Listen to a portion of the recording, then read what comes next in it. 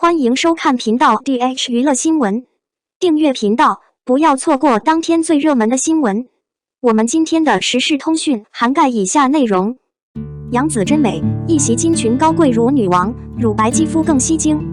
很多童星出道的明星都伴随着我们的回忆一点点长大，就像看着自己的孩子一点一点长大，充满欣慰和喜悦。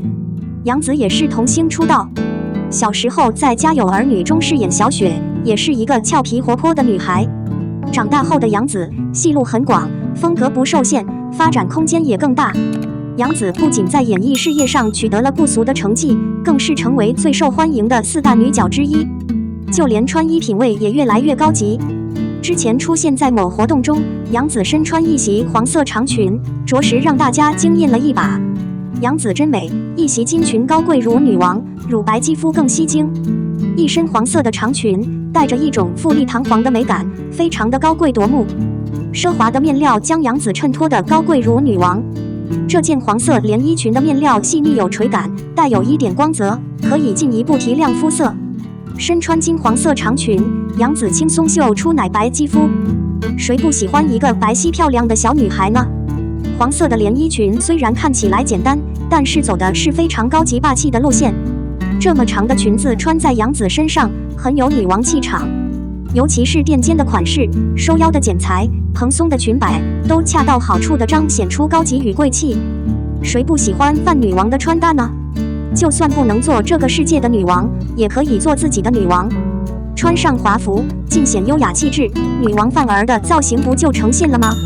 如果你也喜欢女王风，在选择礼服的时候，可以尽量选择比较奢华的颜色，比如金黄色、香槟色、鎏金，这些自带光泽和光彩的颜色更能凸显出女王的气质。杨紫这件长裙颜色的选择非常独特，闪亮夺目的黄色，真是自带高级感。这种在古代只有帝王才能穿的颜色，也传承了一种更加尊贵的姿态。黄色的裙子色彩丰富而饱满，具有光泽感的面料仿佛散发着光芒，让这件黄色的连衣裙格外引人注目，即使在人群中也无法忽视。其实泛黄后的穿搭与宫廷风的穿搭有些相似之处，在肩部的剪裁上都比较喜欢用这种立体感十足、干脆利落的细节来装饰，这样夸张的一字肩剪裁看起来更加高级大气。因为杨紫的身材并没有那么瘦，属于比较偏向于微胖的女生，所以对于这种露肤面积大、肩部剪裁略显夸张的设计，驾驭能力会更强，不会在视觉上显得突兀。比起精致小巧的泡泡袖，这种夸张的肩部剪裁更显高级霸气。整体风格简约大方，但是肩部的剪裁非常别致，也让这组 look 更加耐看。比起那些抹胸或者吊带的裙子，杨紫这身黄裙更有高级霸气的美感。尤其是肩部夸张的剪裁，不仅更加个性，还呈现出一定的轻盈感，隐藏了一些强势的肩部线条。对于宫廷风的礼服，更多的人会选择收腰的设计。收腰的设计可以让腰线更加修长。不过如果腰部本身不是那么纤细也没关系，我们可以用一条宽大的裙子来修饰一下。用充气裙来体现纤细的腰肢，是一种更简单直观的选择。宽松蓬松的裙摆不仅有女王的气场，还能衬得腰肢更加纤细，增添了华贵大方的姿态。杨紫的造型是特别优雅高级的款式，颜色独特，质感高档，整体风格奢华霸气。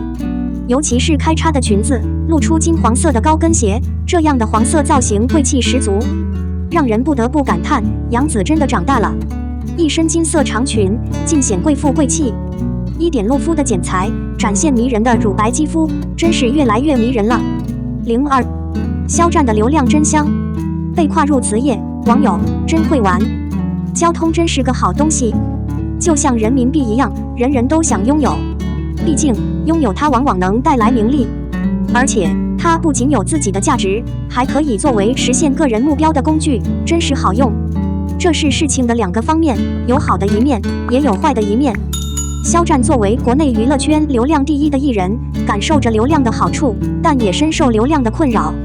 肖战的流量有多火？让我们来看看最近发生的一件事。不久前，丹丹发文称，有人用热播剧《飓风》的数据对标肖战米兰时装周数据，意图拉人。强行对比两条不同的赛道，用意不言而喻，结果却出人意料。即肖战一个时装周话题的阅读量超过了一部热播剧的阅读量12亿见上一篇，可想而知，肖战的人气是如何达到了一个高不可攀的高度。我真的不知道，我吓了一跳。肖战的数据这么好 ，WB 已经连续2年拿下 King 的称号，今年如果不出意外或者说是命中注定的话，拿下3连冠是没有问题的。然而，肖战可观的流量人气却是一把双刃剑。一方面体现了他的价值，另一方面也让他被流量的名号所束缚，实力被贬低和无视，这让他更难获得认可，付出远超常人的代价。幸运的是，经过这些年的努力，主流的大门已经打开。相信随着作品的播出，随着他的成长和实力，主流奖项也不会长久。话说回来，肖战是一个低调的为事业打拼的人，他追求的是提升自己的实力，创作出更多更好的作品。拥有超高流量，但从不随意消耗，时刻谨言慎行，提倡正能量行为。可他的流量太香了，总是让人羡慕、垂涎。就拿《庆余年》这部剧来说吧，肖战在还没有出名的时候演了一个18线配角严冰云，但是在这部剧播出的时候，肖战已经爆红了。因此，这个小角色为这部剧带来了不小的关注度和流量，严冰云一角也成为了这部剧的一大看点和看点。当然，这部剧是一部很不错的作品，只是营销老是说严冰云，让人很无语。此次《庆余年2》据说要开拍了，具体细节不得而知。不过严冰云的扮演者早早的就被带出来，吸引了人们的眼球。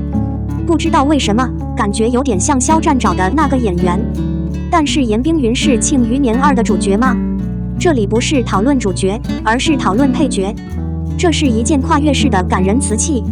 这就是肖战的人气合影，难怪网友说真的会玩，因为肖战演过戏，提起严冰云就是一大波流量，关注度高，找个长得有点像的演员，又是一大波流量比较，以后还会有演技比较，其他比较，以肖战目前超高的流量热度，这部剧想不被关注都难，至少话题是海量的。不得不说，肖战在这部剧中功不可没，我真的很幸运，还没拍完就已经抢先一步了。就这样用流量营销真的好吗？肖战的走红靠的是作品和人品，靠的是实力和魅力。这种人缘稳定而持久，经得起诽谤，经得起挫折，不会随着时间的流逝而褪色，反而会越来越香，越来越迷人。他取得今天的辉煌，从来没有走弯路，而是精心创作好作品，全身心投入到人物身上，给人们带来生动活泼的人物形象和动人的故事。这是一种务实的长期做法。那些追求一时的话题、一时的兴奋，终究是抛本逐末。03，《庆余年2》官宣，严冰云将换周希潮，粉丝恭喜肖战。《庆余年》算是不可多得的好剧了。在这部剧中，不仅有很多老演员比拼演技，还有一些有演技有实力的年轻演员。最重要的是，这部剧在选角上非常合适。饰演男主范闲的张若昀，饰演青帝的陈道明，小到郭宝坤这样的配角都很合适。也正是因为如此，《庆余年》第1季播出后反响巨大，成为当年的爆款。自第1季结束以来，《庆余年2》就成了很多观众的心病。时不时的，大家还要上网催张若昀和剧组早点开戏，但张若昀只要有剧上线就会被吐槽，也因此有了张无忌的外号。好在前段时间终于传出《庆余年2》即将开机的消息，而具体时间定在了4月18日，而近日又有消息称剧组正在面试群演。不过，观众自然关心的是第2季原班人马能否回归。根据网上流传的宣传消息，肖战、李沁、陈道明大概率不会参演。让观众没想到的是，近日严冰云一角新人选的照片曝光。接替肖战出演严冰云一角的是新力传媒的新人演员周希超。消息传出后，网上有人欢喜有人忧。对于这个演员，大部分观众还是不满意的。虽然严冰云一角在剧中只是一个小配角，但因为肖战的主演，播出收获了巨大的关注度。彼时的肖战度已经凭借《陈情令》中的夷陵老祖位无限成为圈内顶尖的小生，这几年一直在稳扎稳打。而且严冰云这个角色在第1季大结局中的戏份非常多。还记得最后严冰云从背后一剑刺向范闲，那一幕着实让观众印象深刻。严冰云到底是哪个派系的？被剑刺中后的范闲会怎样？第2季的故事又将如何发展？其中，严冰云一脚起到承上启下的作用。如果是新人来演，大概率观众会演。至于新人周雨超，在网上连相关介绍都搜不到，也不知道他之前演过什么作品。他能否演好严冰云这个角色，还是个未知数。但是很多看过第1季的观众都对他不满意，哪怕他的颜值还不错。当然，肖战想要出演这个角色几乎是不可能的，剧组不可能花这么大的成本请他来演戏，同时档期和咖啡位也是需要考虑的大问题。只是和庆余年的观众不同，肖战的粉丝们非常开心，纷纷在网上留言表示恭喜肖战走出苦海，你不要不得不怪这个节目。在这方面，只能说是大有人在。肖战在庆余年第1季之前就爆红了，原来在宣传庆余年第1季的时候，确实是以肖战为卖点。但不可否认的是，庆余年这部剧本身就很精彩，也因此和肖战引起了一些争议。不过不管怎么样，还是希望庆余年第2季能够早日开拍，也希望所有的原班人马都能回归。